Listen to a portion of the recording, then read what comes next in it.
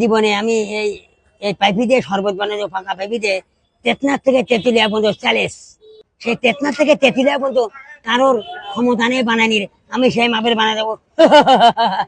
এই এই বানাতে বিচি তলে যাবেন, এতে বিচি মামু ওপরে উঠবেন। বিচি তলে থাকা যন্ত্রে বিচি ওপরে উঠবেন, সে মাথায় নষ্ট গো মামা। হ্যাঁ, মানে প্র্যাকটিক্যালি বিচি কালোই যায়, কথা বুঝছেন? এই প্র্যাকটিক্যালি বিচি কালো হয়। এটা পাইবি আমি শুনছি।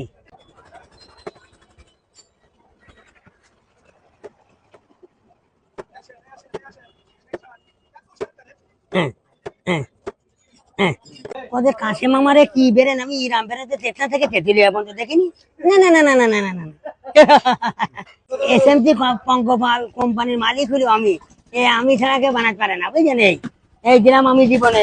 এই এই এই হয়ে গেল। এই এটা আমার পাইপি, এটা আমার পাইপির মাল, বুঝছেন?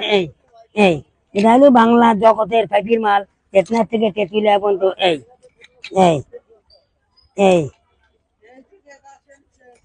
এই হয়ে গেল, মাল বানানি শেষ।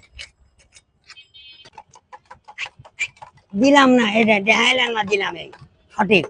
এই এই এই হয়ে গেল, হয়ে গেল, হয়ে গেল বলো।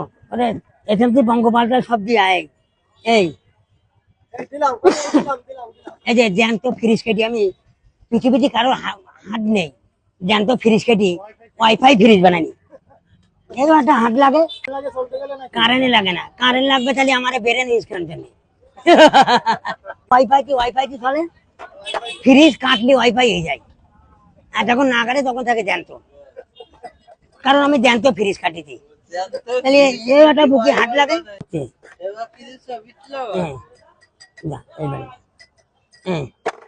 হয়ে গেল। হ্যাঁ মামা, সেই মাথায় না তো পাইপি শরবত তেতনার থেকে তেঁতুলিয়া পর্যন্ত দেখিনি, পাকা পাইপি শরবত কত লোক কত বানায়, যে দুর্বার কোম্পানি, আর আমারে সেই হাইফাই মালে যায়।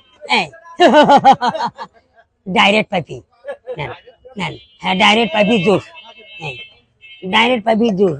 বলবেন মামা আপনি কি বেরেন চলে, এই অল্প দাম, এলু 20 টাকা গিলাস। হ্যাঁ ডাইরেক্ট 20 টাকা গিলাস। ওই ড্রাগন পারি, আপেল পারি, বেদানা পারি, লেবু পারি, সমস্ত ফল পাকড়ে বানাতে পারি। শরবত খাতে পৃথিবীর এই যে মুসাদ্দি সাহেব তেতনার থেকে তেঁতুলিয়া পর্যন্ত পাইপি শরবত।